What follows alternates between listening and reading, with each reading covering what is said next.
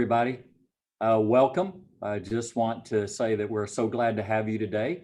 My name is Ron Patterson. I am the president of the Frisco Economic Development Corporation. And just a little bit of housekeeping I want to give you before we get started and before I introduce our speaker. I do want to let you know that today you will be able to ask questions. You will be able to do that through the chat function on Zoom. So once we get going, once you think of a question, just click on that chat function. You'll be able to go right in there and type that question, and then you'll be able to get those questions answered at the end of the program. So just wanted to label information aimed at making business easier and more productive for the NTCAR brokers and partners.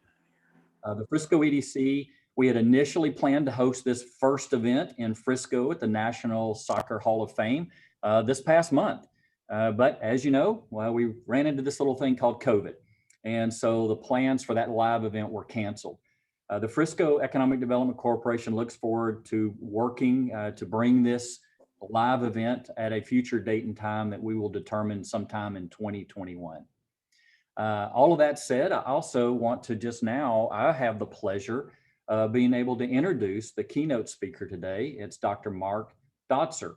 And Dr. Dotzour is a real estate economist who served for 18 years as the chief economist of Real Estate Center at the Texas A&M University in College Station. He's given more than 1,600 presentations and over 300,000 people, and has written over 90 articles for magazines and journals. His research findings have appeared in the Wall Street Journal, the USA Today, Money Magazine, and Business Week. His clients include banks, private equity firms, real estate investment trusts, construction firms, engineering companies, wealth managers, private foundations, and commercial and residential brokerage firms. He's also made presentations to local and national trade associations all over America. He makes complex economic issues easily understandable. You really need that for me. Mark's goal is to provide his audience with a toolkit of useful information that will help them make good business decisions so that they can do that for their families, their clients, and their companies. In 2015, he stepped down from his position at the Real Estate Center to focus all of his time and effort on analyzing current economic conditions and communicating his analysis to many others. He combines academic training in economics, real estate, finance, and history to make sense of all these economic trends. After earning his PhD in finance and real estate from the University of Texas in Austin in 1987, he became a tenured professor of real estate and finance at Wichita State University in Wichita, Kansas for 10 years. Prior to his academic career, he was president of Glen Eagles Development, Inc., which was a residential land development firm in Wichita as well. During this time, he also served as president of Dotzour, Inc. Realtors, which was a residential brokerage firm in Wichita. Mark and his wife, Luann, have been married for over 40 years, have 2 children and 2 grandchildren. His father was a professional golfer, so you're gonna have to come up this way and play some golf once we get the PGA course open. And he and his wife, Luann, spend a lot of time on the road, enjoying playing golf, exploring antique stores and bookstores. And lastly, being a Star Trek fan, he considers Bill Shatner to be the finest actor, singer, and writer of our generation. So with that, Dr. Dotzour, I will say to you, live long and prosper, and we look forward to hearing what you have to say today. Thank you so much, sir, for being with us. Well, thank you, Ron. It's great to be with everybody today. I know so many of the commercial real estate community up in the North Texas area. I feel like I can see all of your faces here, and it's fun to be a part of your event today. I always like to use as a metaphor for the economic situation, and I watched the U.S. Open recently and watched this young man, and I came up with the title, playing it out of the deep rough. I feel like as investors and business decision makers and just human beings, we're kind of playing it out of the deep rough right now. So let me get started. What I meant by that was, the USGA lets the rough get up to 6 or 8 inches long and then narrows the fairways down to 15, 20 yards. And so it looks pretty intimidating. And the announcers were saying how it's going to put a real premium on people that can hit it. This young man just said, you know what, I'm going to hit it as hard as I can. I'm not changing my plan any. And so I watched him for 4 days do this. And here was his method I saw to pragmatically assess the situation. If he hit it in the fairway, that was nice. If he hit it in the rough, he had to deal with it one way or the other. And sometimes you're in the rough and have a good lie, or sometimes you have a bad lie. But he would go into the rough and pragmatically assess the situation and then pick the best option that was available to him. Which club am I going to hit? And then he would execute that shot to the best of his ability. And sometimes the rough was deep enough, the shot didn't turn out very well. Many times it did. But when it didn't, he didn't sit and get mad or yell or get depressed or quit or any of those sorts of things. He just, if he hit a bad shot, he just moved on down toward the hole and reassessed and did the same process over again. And this is what I feel like all of us are doing and need to continue to do, is just to operate just like this. This is a difficult time. There's no question about it. But I've learned after doing these presentations for 23 years that difficult situations, people don't quit serving customers just because they hit the ball in the rough and they got a bad lie. They're going to do the best they can and come back and come back and come back. And that's why I'm bullish about the future. Another reason I'm bullish is this tug of war came about within about 3 or 4 weeks after the virus first became an issue. And the tug of war is between the fear of getting sick and the fear of losing our freedom. This shows up in the mask issue. I wear a mask. I'm 66. I get bronchitis all the time. So yeah, you can count on I'm going to wear a mask. And if somebody else is wearing a mask, I appreciate that they have enough concern for me to think about me a little bit like I would think about them. But it's transmuted itself into kind of a political signal, like, and I understand it. It's just like I don't want my freedoms taken away, and I think that's a very bullish sign for America too. Next slide. Here we go. This kind of caught me by surprise, and I don't know how this is going to affect the real estate industry in terms of investment in particular. If I was a PhD student at the University of Texas, again, getting my real estate PhD, this would be my dissertation. What happened when the rule of law basically disappeared during COVID? Did it have an impact on cap rates and returns on and prices of commercial and residential real estate? I've never seen a situation in my life where the value of a contract has never been lower. I never thought for a minute that a governor could shut down businesses and also decide who's essential and who isn't. This is the kind of a nightmare of freedom, that one person can decide your business is essential, but your friend's business isn't, and your friend loses their business that they've invested their entire life in, put their kids through school. It's a travesty is what it is. In addition to that, California, they've got the deal now, where you can't evict tenants. I understand that. Well, now they're coming up with new cooking. There are good chefs out there. They come up with some interesting new products, and a lot of them are not as interesting to me as I would like to see. But so here's the deal in California now, that you don't have to pay rent, and then that back rent is converted to consumer debt. And then that can only be collected by the landlord in small claims court. So let's see what else I've got here. Oh, and then here's another group that gets involved in the deal. They decided, the CDC, Center for Disease Control, sounds real important. Well, from a medical standpoint, it's very important. But from a whole world situation of freedoms, it's secondary in my book. Freedom is worth way more than a fear of a virus. But this is where we live right now. And so the CDC halted rental evictions till the end of the year. Wonder if they'll do it till the end of next year. Who gives them the right to do that in the first place? There's good news on this front, though. Things are changing. That tug of war, the fear of freedom, is starting to overwhelm the fear of getting sick. I love this. I'm not a big fan of litigation, but I am a big fan of businesses and property owners suing local cities for damages. This is like taking without compensation.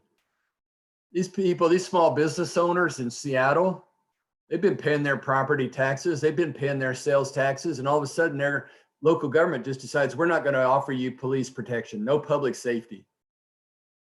And it runs them out of business. It's unconscionable. It's unheard of. I'm glad they're suing, and I hope this happens all over the country because I want governments to think twice before they run people out of business with just a stroke of a pen without any kind of compensation. I also noticed other good news came out recently. The World Health Organization, another group that I don't trust anymore because they say something one time, then they say something else again another time. I guess that's a sign of the times. You can't trust anybody anymore, and that's too bad, but maybe that's healthy because maybe there isn't anybody that is trustworthy. But at least they came out with the guts to say we made a big mistake by talking about locking down economies. The economic damage of doing that is way bigger than the medical damage associated with thousands of people dying, okay? And I know that sounds heartless, but I'm telling you, this is a big deal. The magnitude of this issue is way bigger than a health issue. They've made it into something way bigger than a health issue. And I'm glad to see some calmer thinking is coming along and saying that was a mistake. We don't do that again. That's basically what this guy's begging people to do. So my clients have asked me for the last 6 months, what's the election going to mean for business and investment, and especially in real estate? And so I typically, you know me, I'm not a Republican or a Democrat. I can't stand either party. And I don't like either of the candidates running for office. I think it's a shame that these two people are the best we can come up with in this country to provide some leadership for a beautiful country that we have. But that's the way we live. And so I decided rather than ignore it, I was going to educate myself on it. So I watched all 4 days of the Republican convention. I watched all 4 days of the Democrat convention. I watched the first presidential debate. I watched the VP debate, and I read the 110-page Biden-Sanders unity platform because I don't follow Republican or Democrat policies until they come into law because there's so much, it's a waste of time until some becomes law. So anyhow, with that said, I read this stuff because people were asking me, how is the election going to affect things? And so I decided to address it head on.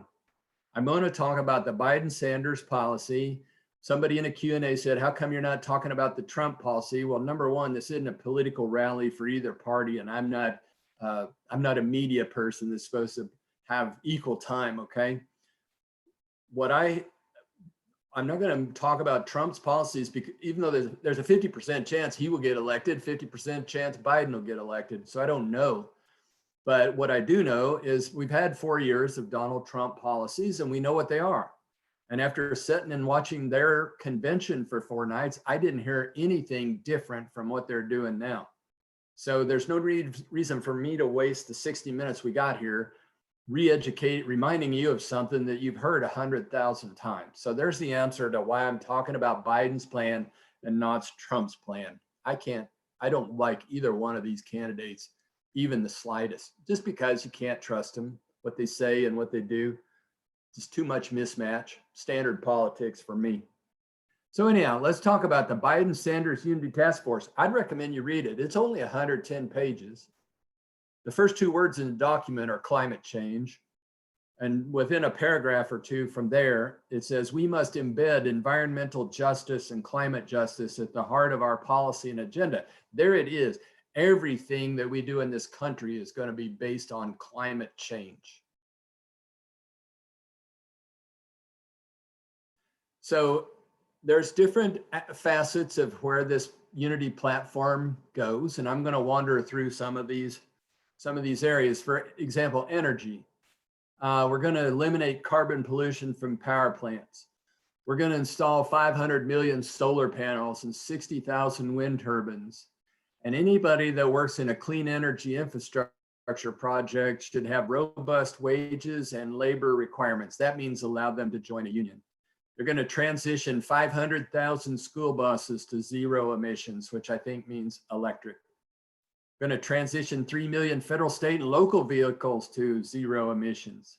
And we're going to install 500,000 public charging stations from coast to coast, and we're going to repeal fossil fuel subsidies. So what will happen is the price of oil and gas will go up a lot, and they're hoping that they can get the cost of solar panels and wind turbines low enough so that they're economically affordable, because otherwise, if they don't, the price of oil will be high, the price of gasoline will be high, and the price of electricity will be high too. So I hope that they know what they're doing. And I hope that they can get the cost of wind turbines and solar panels down 40 or 50% like they say they can. Labor. These are quotes. Clean energy jobs should provide an opportunity to join a union. We want to subject material procurements to Buy America, Buy Clean, Hire Local. Everybody in this country is in favor of Buy America and Hire Local as compared to Hire China or Hire India or Hire Mexico or Hire Japan. So that's good. Not everything's bad. Not everything's good. More products should be stamped made in America. We raised the minimum wage to $15. This one I don't like. I don't care. What I mean by that is I don't like it enough that I'm going to offer my opinion on it. Secondary boycotts is what caused inflation. One of two things that caused inflation in the 70s. A secondary boycott happens when the service employees union goes on strike for something, and then the coal miners union and the Teamsters union and all kinds of the teachers union, they all go on strike. And that's what caused us some real problems in the 70s. They want to repeal the so-called right to work laws. I don't know a whole lot about this. All I know is that Texas has it, and states that do have it tend to have a lot of job growth. And so I can see where if you're a senator, a congressman, or woman from some city that doesn't have any job growth, and you can't stand the fact that Texas gets a lot of jobs, one thing you could do to try to equalize the playing field is get rid of right to work laws. They want to end policies that incentivize offshoring. I'm a big fan of that. I'm so tired of exporting all of our information jobs to India and all of our manufacturing jobs to Mexico and China. But whether they do it or not, we'll see. I don't believe politicians are just like anybody else. They tell you something and have no clue whether they can do it or even want to do it. And then it says right in there, any employer funded by taxpayer dollars must allow workers to join a union. So that would be defense contractors. If you want to work in this clean energy business, you're a wind turbine person or whatever you are, if you're working on a government contract, you must allow workers to join a union. Housing. These are direct quotes also. Housing is a right, not a privilege. I can't imagine what this means, other than maybe you have a right not to pay your mortgage, or you have a right not to pay your rent on your small business. I have no idea what that means. We're so far away from John F. Kennedy. What can you do for your country? That's so far gone now. It's just like, what can I get from my country? It's kind of like the bang the piñata concept. Everybody wants to go to Washington and hit the donkey and see how much candy will come out of it. You can do that for a while before the donkey dies. Enact a homeowner and renters Bill of Rights. I have no idea what that is either. Never heard of it before I read this document. Section 8 housing for every eligible family, energy saving upgrades for 2 million households, expand the housing trust fund and operate and produce affordable rental homes for the lowest income households. Wonder where they'll put those. That's why I'm so cynical about government, because we've had affordable housing projects and incentives and ideas for like 40 years, 50 years. And we've had a war on poverty, and we've had a war on drugs, and they're failed. Our federal government hasn't solved any of the problems. How about immigration? There's another one. They haven't solved any of these problems, not even come close. So I don't believe these either, but this is what the plan is anyhow. And they'll try to do it, I would guess. And if I sound pro-Biden or pro-Trump, I'm not. I'm just trying to analyze these policies regardless of where they came from. I know it's close to the election. I know everybody's hyper energized about their politics, but I'm talking about real business issues here. And we're going to encourage localities to impose penalties for absentee homeowners. I think this comes from foreigners like Chinese people owning a bunch of properties in San Francisco and Seattle and driving the prices up so high that the property taxes go up and the people that live there can't afford to live there anymore. I think that's what they're talking about here. On the commercial real estate side, trust me, I was reading that every inch, line by line, looking for commercial and residential real estate implications. And number one, we're going to set a bold national goal of net zero greenhouse gas emissions for all new buildings by 2030. Incentivize tens of billions of dollars in private sector investment to retrofit 4 million buildings, and encourage states and cities to adopt energy efficient building codes. That's okay, but every time you put a new building code on, the cost of construction just gets higher and higher. And then we talk about having affordable housing programs when we raise the cost of every building by putting even more stringent building codes on. Kind of silly, but that's what we do. I didn't find any specific mention at all of the 1031 exchange in the document. Criminal justice side of things, this is why I think the urban vibe may not be dead, but it's certainly suffering right now. Nobody wants to live in a city where you have violence. Peaceful protesting is a part of the American heritage and part of our freedom. But peaceful protesting isn't anarchy and crime and violence. And some mayors in our country have decided they're not going to enforce the laws and allow a high level of crime and violence and anarchy. And when you do, people are going to leave. Nobody wants to have a business in an area where your windows are broken and people steal your stuff. And nobody's going to want to live in an area like that where you're harassed by people or afraid for your safety. So the urban vibe is on trial right now and is failing in several places in this country. And it's going to lead to a movement out to suburbs and smaller cities, which I'll talk about in a little bit. We're going to stop arresting children for behavior that ought to be handled in the principal's office. I bet principals are going to be thrilled with that. They're going to have to go back for some training on how to handle public safety issues when the police aren't there anymore. Support state prosecutors to ensure safety while reducing incarceration. So we're going to put less people in jail. There'll be a variety of behaviors that would have put you in jail that won't put you in jail going forward. They better be careful about this. If they want to keep the urban vibe, you need to protect people like anybody, like me and my wife. We walk all over. We walked all over Los Angeles last summer. We walked all over Portland, Oregon last summer. I wouldn't walk around anywhere in Los Angeles and Portland, Oregon this year. I'd love to, beautiful town.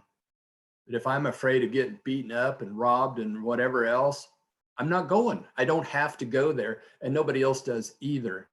I'm hoping and praying that people will realize this and not ruin our downtown areas. I just have confidence they will do that.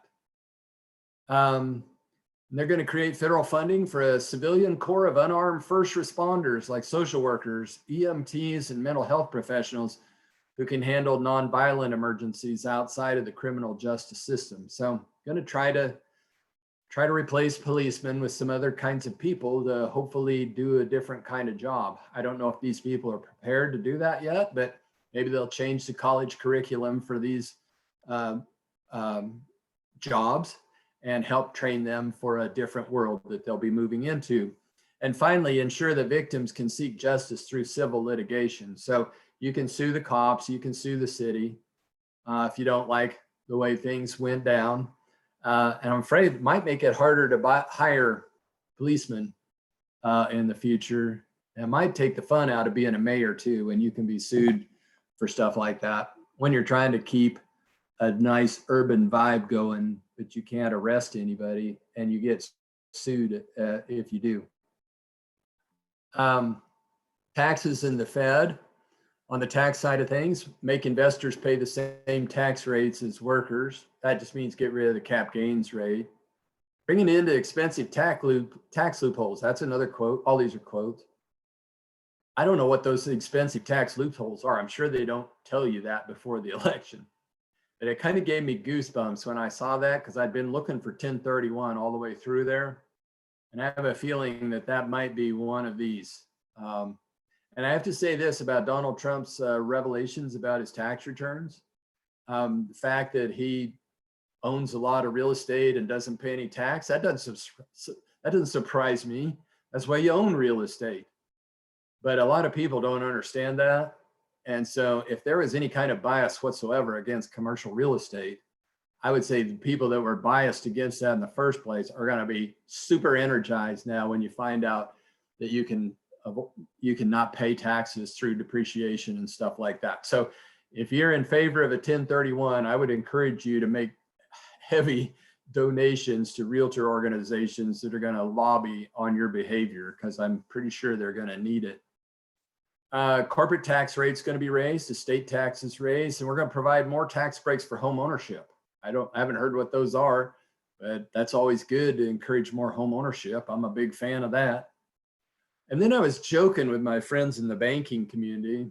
They're a little nervous right now, like everybody's a little nervous, but they have a good sense of humor. And I was just joking. And I said, you know, the Fed's got their dual mandate. One is keep inflation low and the other is keep employment at full employment. I said, do you realize that that dual mandate that they talk about incessantly is just created by Congress and could be changed with the stroke of a pen by Congress?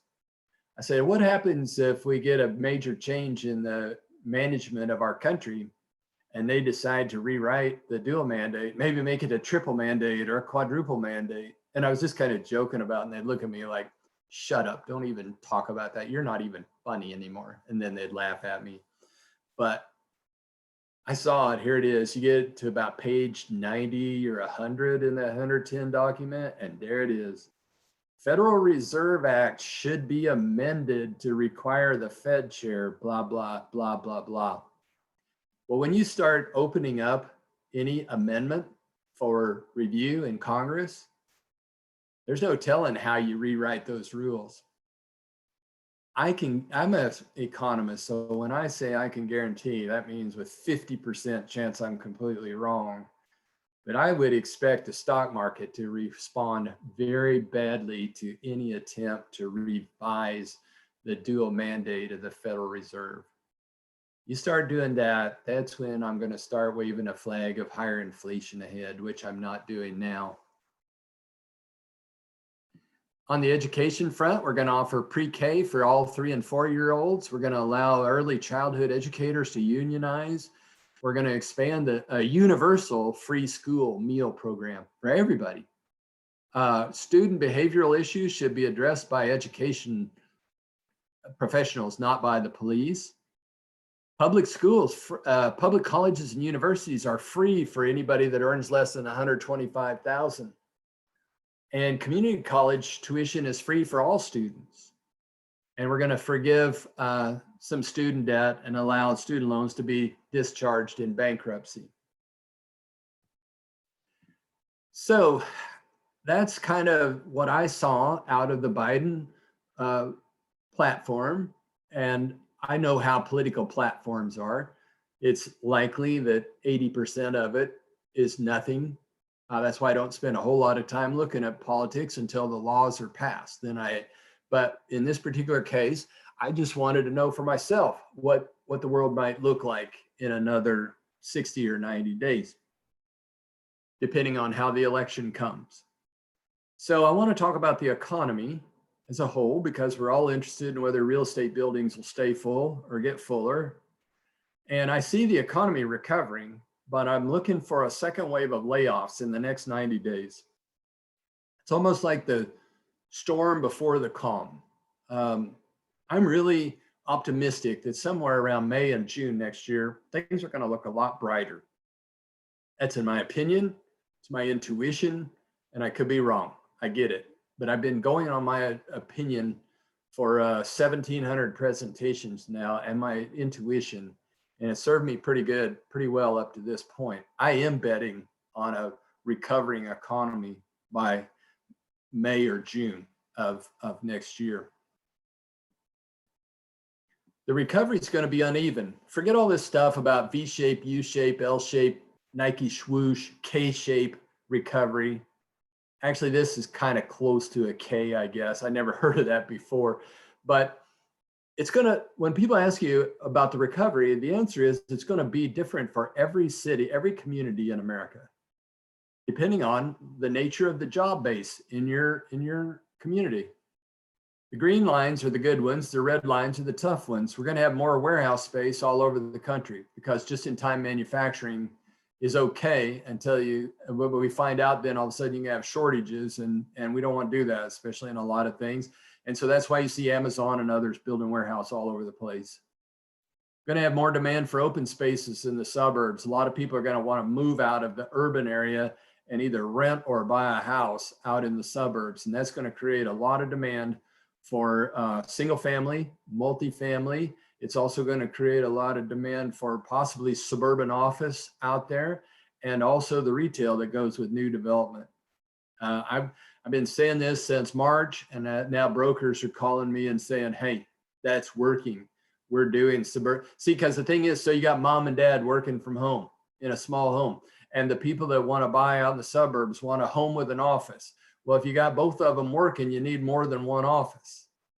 And a lot of houses just don't have that capability. So a lot of them are now want to buy a office condo. It's like, look, you work at the condo this week, I'll stay home. Next week, I go to the condo and you stay home with the kids.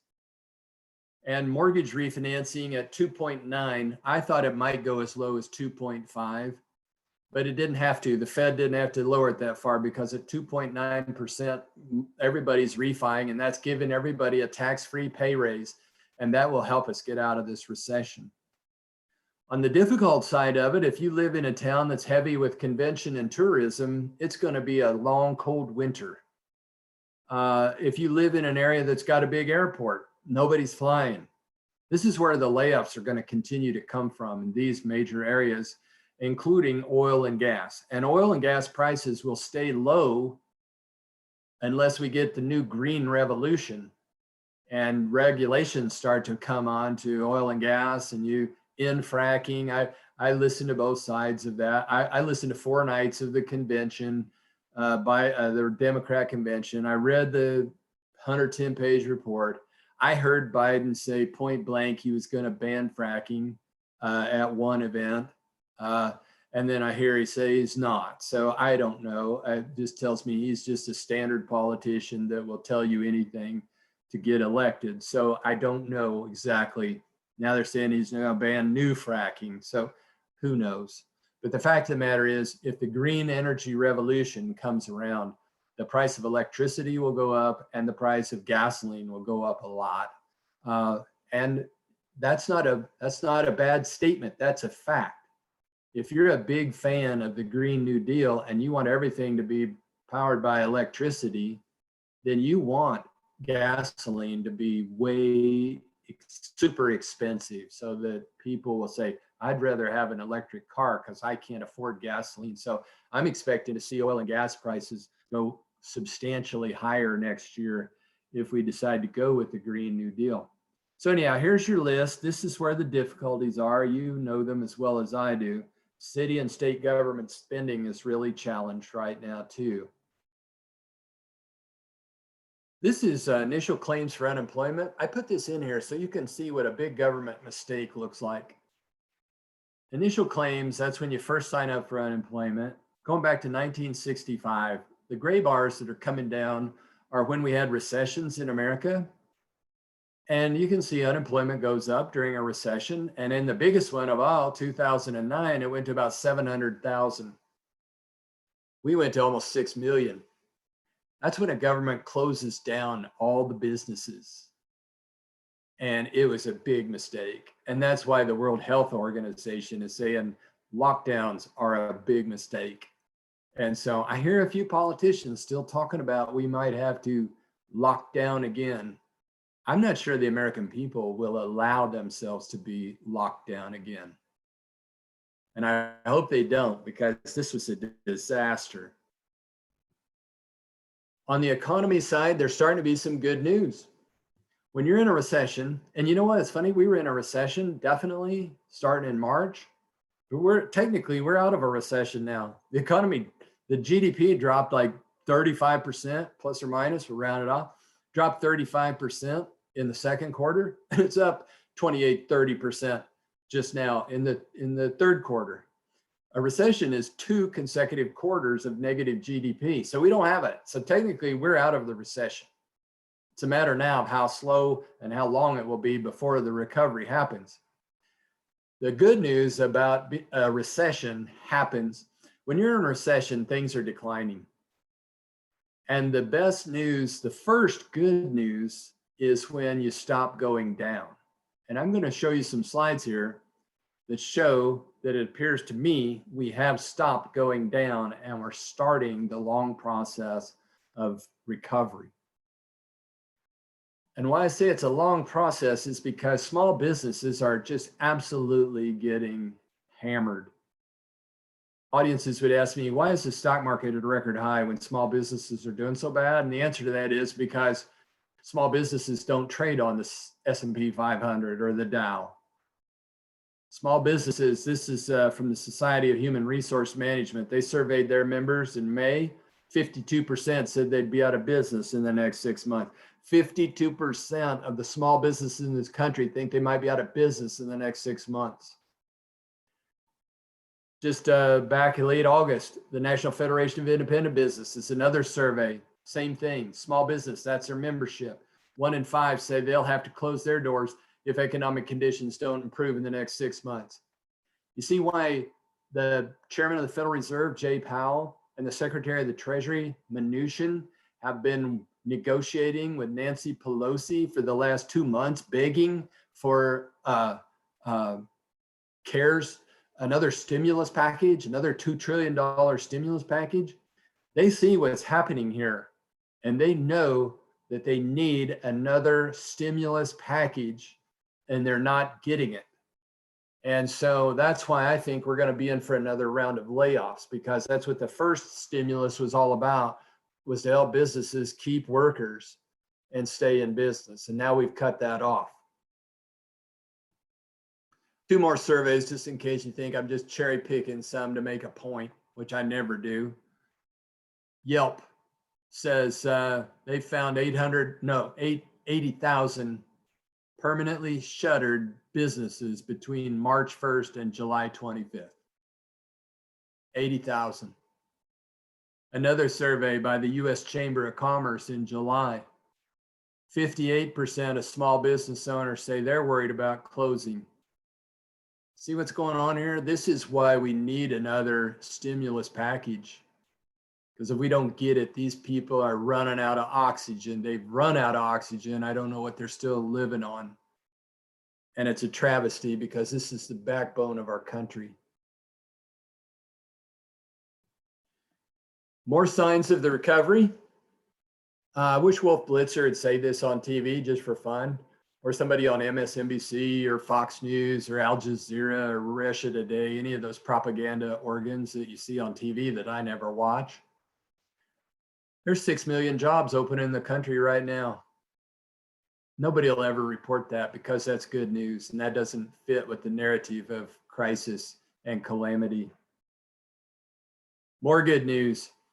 freight volumes going up. I love Cass. I watch Cass. I used to really watch cardboard box sales because I knew everything that we buy goes in a cardboard box somewhere. But whoever calculated that quit doing that about 10 years ago. And Cass is the next best thing because Cass measures all the freight volume of trucks, trains, and airplanes. And the good news is that freight volume is rising pretty dramatically. It's not quite as high as it was a year ago, but it's on its way because the American people don't tolerate deferred gratification, and they're buying stuff, and they'll keep buying stuff, and they'll want to get outside and travel, I hope, next summer as well. Powerfully good news here. And then this one tops them all. This came out at the end of September. Americans are starting new businesses at the fastest rate in more than a decade. How bullish can you get?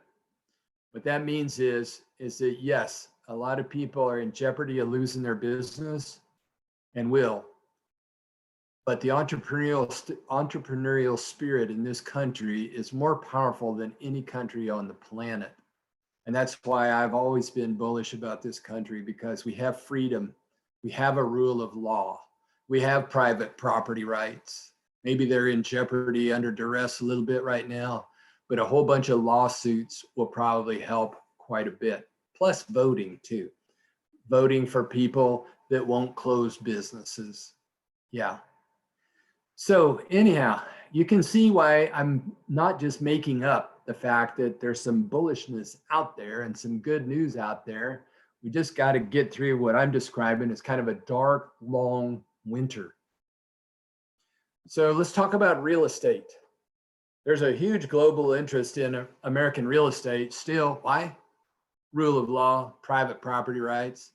That's what separates us from about everywhere else on earth. And that's why money wants to just keep coming in here. You think there's too much money chasing deals over the last decade? There's even more money going to pile in after that. I think cap rates could go lower for some kinds of properties. So let's talk about it a little bit. Green Street is a cool firm, and they have a commercial property price index that gets a lot of publicity. And they've been showing that commercial real estate prices are down about 10 to 12% since March. And so it's about the only number that's out there in the media. And so it makes you think commercial real estate is down 10 to 12%. What you need to understand is there's a methodology as a guess. It's an inference. What Green Street does is they'll look, say, for example, at multifamily REITs, and they'll calculate maybe that the average price of a multifamily REIT is down 12%. And they will infer from that that the underlying apartments must be down 12%. And then they do that for industrial and hotel and office and all the rest of them. So when they say that their index is down 10%, that really doesn't indicate what's actually happening, because there's not enough price discovery. There's not enough transactions going out there yet to document a price trend. I think it's clear that prices have declined pretty dramatically in the hotel sector, and probably in the retail sector too. But the jury's still out about office, and from what I can gather, industrial properties still going up in value if you have tenants in them, and multifamily as well. There's just too much money wanting to get into the market. The hotel side of things and retail downtown is suffering from the virus and the violence.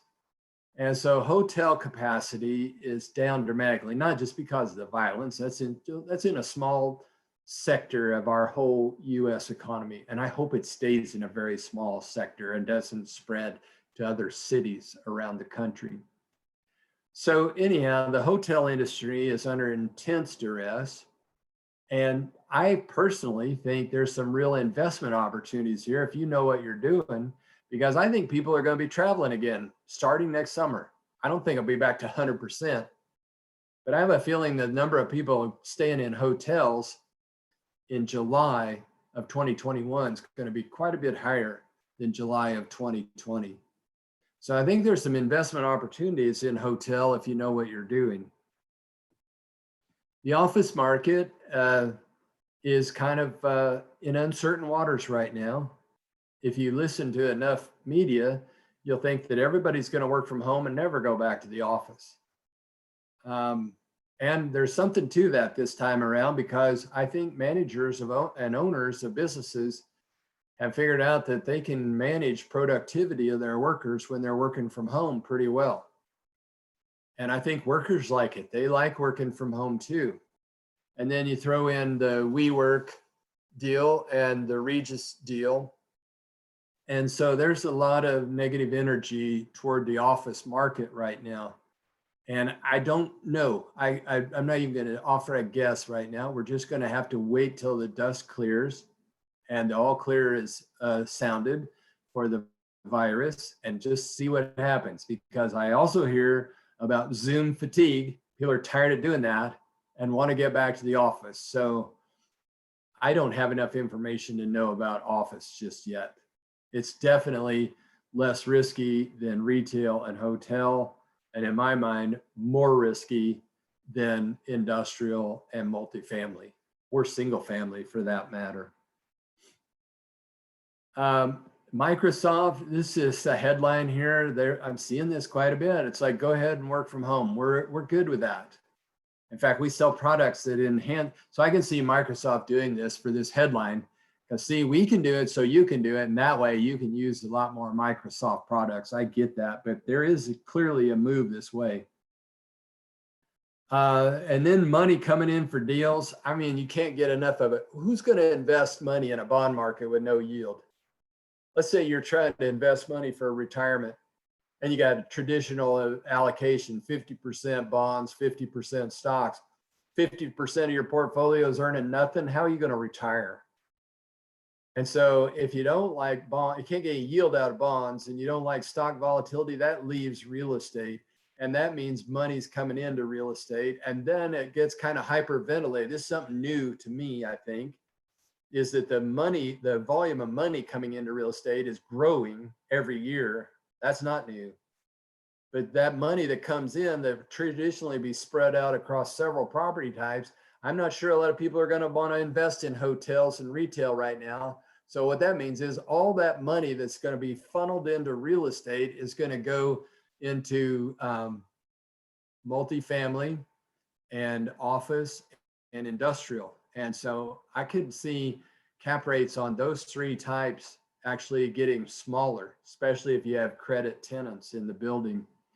Blackstone just raised $8 billion. That looks kind of big, but wait till you see some of these other numbers. Preqin, I like to follow their stuff. They monitor private equity investment. And they just came out with this a few months back through the end of July.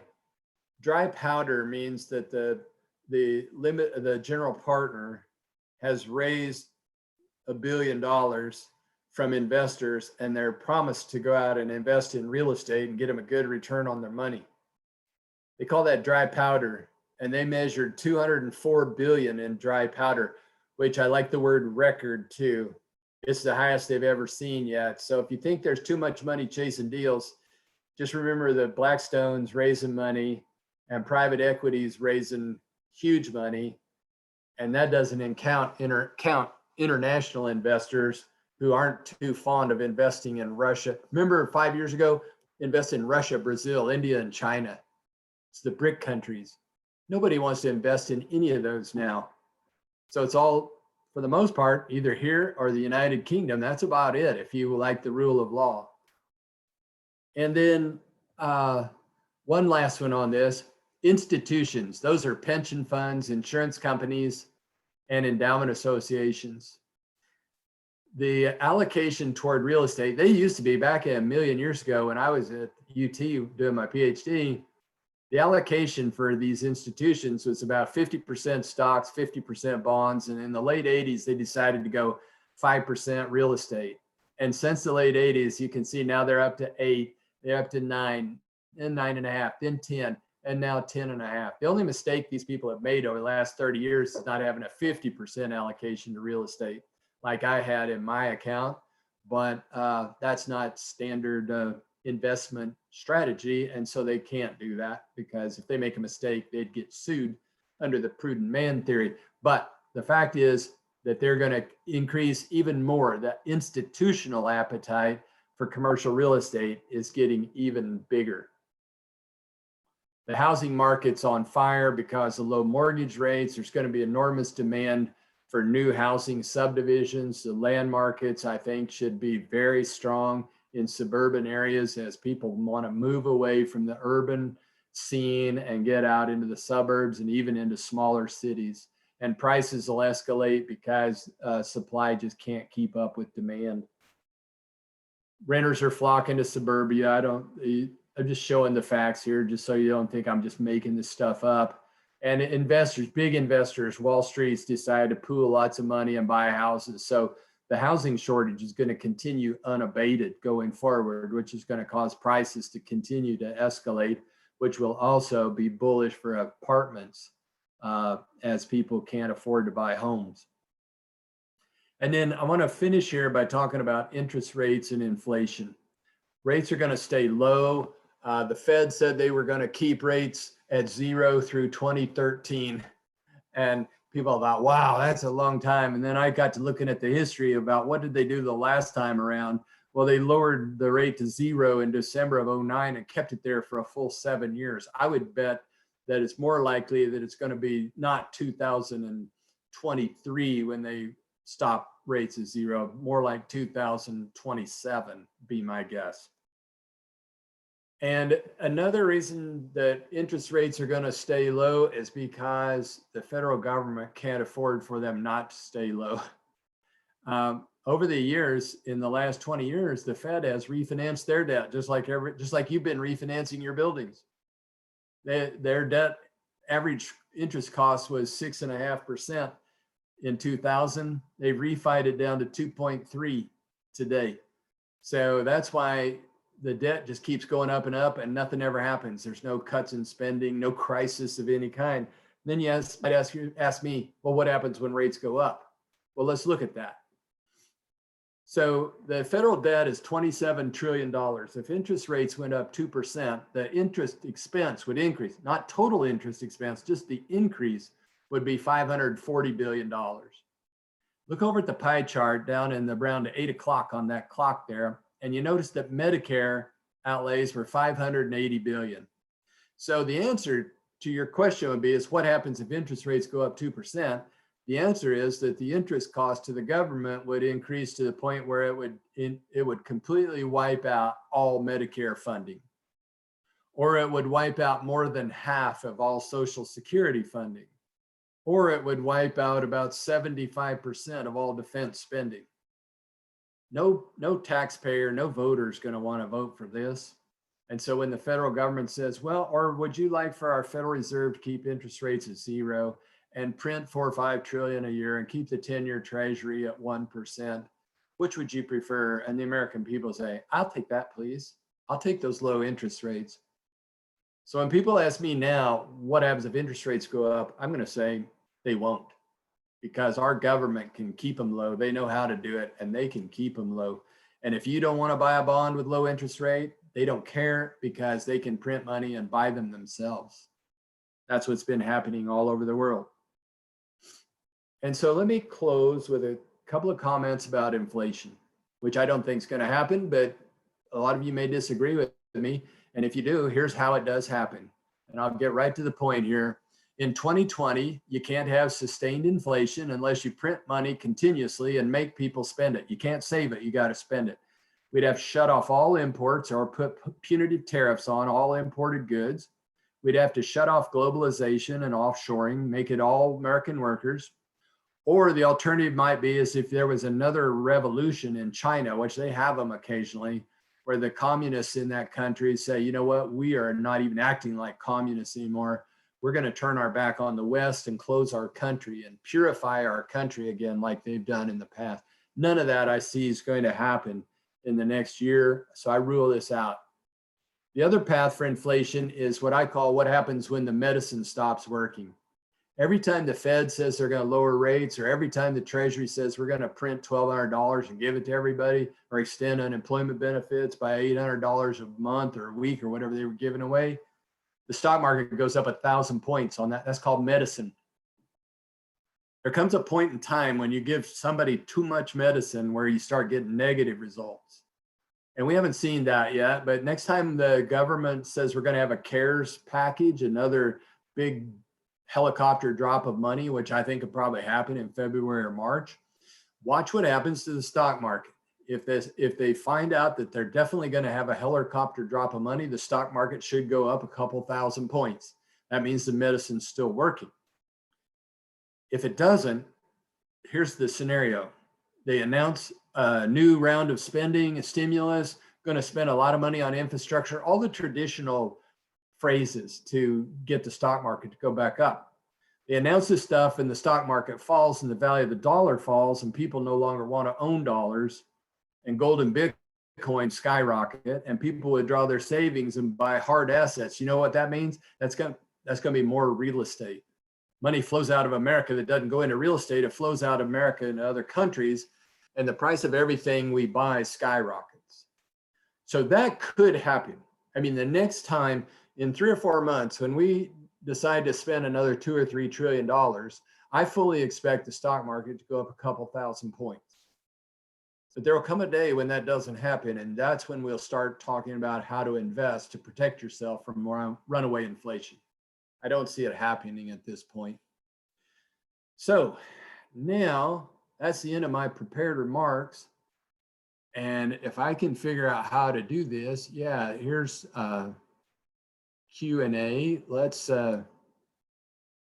Let me see what we got here. Just a minute. Please explain why the government should be giving subsidies to oil companies.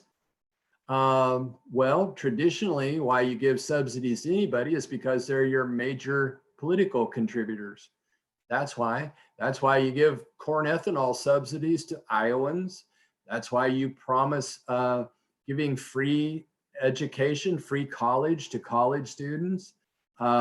That's what politicians do. They promise to give you things in lieu of votes. What else have we got here? Let's see if there's any other questions. Stimulus money went to big companies. Small companies got very little of it. That's what I've heard. Is that true? I honestly don't know. I've heard of small businesses getting the money. And so this is one of those things that I'm with you. Whoever asked that question, I'm with you. I've heard the same thing, but what I hear in the media, I don't believe at all. And I've heard a few businesses say they got it. But if any big businesses got it that didn't need it, they should give it back. And I see the Treasury Department is talking about making them give it back. That should be, none of that stimulus money should go to anybody that didn't need it. Yeah, it's a great point. Here's a different question. Do you feel we are oversaturated with fringe businesses where we actually need a thinning out to rebalance retail in our economy? Yeah, that's true. You remember that from about 10 years, no, maybe 20 years ago now. It's like, do we really need a drugstore on 3 of the 4 corners of an intersection? I mean, we were definitely overstored. There's no question about that. We had too many pharmacies. We had too many nail salons. We got plenty of restaurants. So yes, that is a fact. We were overstored in retail. And there is going to be a thinning out, same way with gyms, all those sorts of things. There's a limit to how many you can have, and that is a fact. And that's what traditionally happens during a recession. Please repeat the 3 property types for which you think cap rates can decline and expound on that reasoning. That's such a polite way to say, are you crazy? And I totally get it. I think cap rates could contract even further in multifamily and industrial. And here's my reasoning for it. You have to have it, and there's plenty of demand for it. And the demand coming into the whole sector of real estate as a whole, the category, let's just say there's $100 that always comes into real estate investment every year. And out of that $100 in the past, that 100 would get allocated to apartments and to office and to hotel and to retail and to industrial. And so that full 100 never hit any one sector. Well, right now, very few people want to invest in hotel and in retail, and they're a little skeptical of office right now. So the next $100 that comes into the market is going to go largely into multifamily and into industrial. That's my reasoning for it.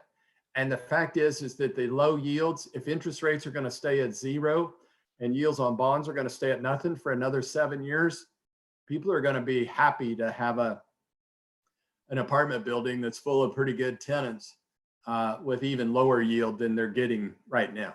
And I could be wrong. 50% chance anything I say is wrong. You understand that.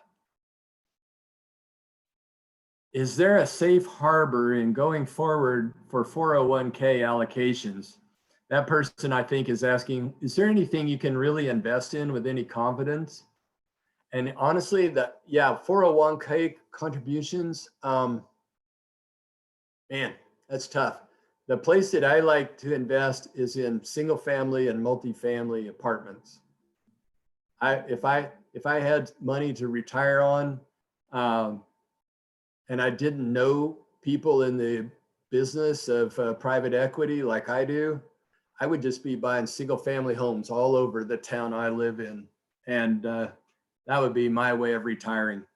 Because if you have a hyperinflationary event where maybe you're renting your house, your little rental house out, you're renting it for $1,400 a month, and you have an inflationary event and suddenly you're renting it for $14,000 a month, that $14,000 doesn't buy any more, but it didn't lose its value like a bond would have. So that's a tough question. I don't know the answer to that. And that's an honest answer because I have money in my retirement too. And I don't want to share that exactly because I don't want you to, I've lost money a lot of ways in stocks and bonds. That's why I try to invest so much in real estate because I'm not really very good at stocks and bonds. So I wish I could help you. How do you see the retail landscape changing or evolving? I hope that people still like to get outdoors and go somewhere. I'm not quite sure about the new generation. The younger people that are under 40, under 30 in particular, I don't think they care about going out and going shopping. I think they like pushing buttons and having it delivered to the house. So that is a tough question too. That's above my pay grade. I do have a PhD, but I'll let you in on a little secret. Just because you have a PhD doesn't mean you know much about everything. I know a lot about a little bit, and I don't know much about a lot. And in this particular case, I don't know either. I hope people still want to come out because I think retail is a great place to work. It's a great job creator. And retail property owners pay a lot of sales tax and property taxes, which fund our schools. So I'd almost say it's your patriotic duty to get out of the house and go buy something from a local retailer. If you just keep clicking and buying from Amazon, you're not going to have a tax base left in your community, and your schools aren't going to be funded near as well as they were in the past. And I think I don't know, Brian, stop. I'll stop after this one. We don't want to run too long.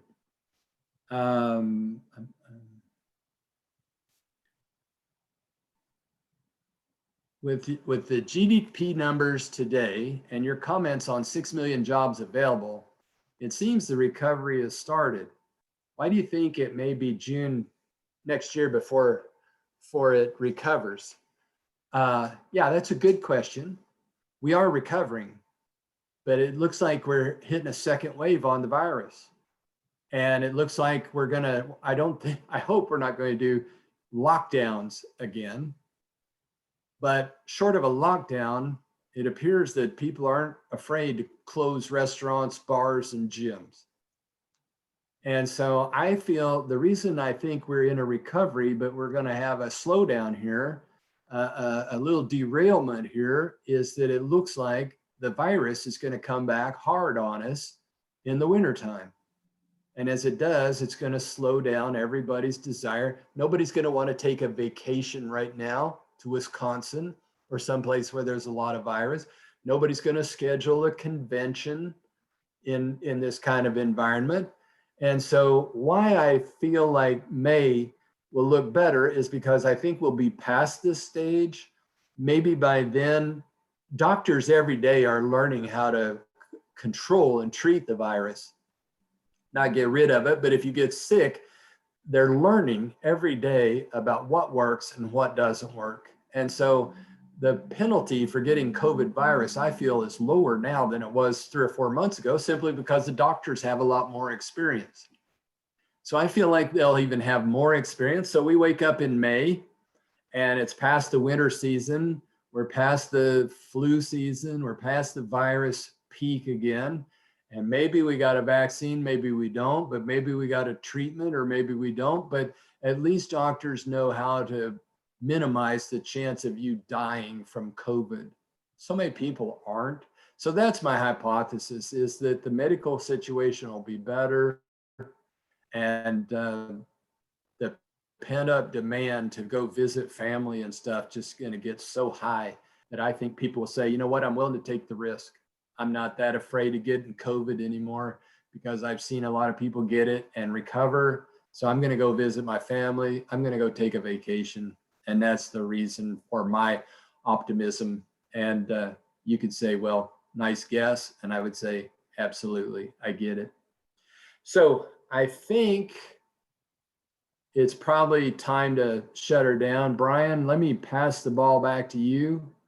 I'll stop sharing my screen and just say thank you and all your membership for inviting me to be a part of your program. And I wish you the best of luck and the happiest of holidays coming up here in a month or two.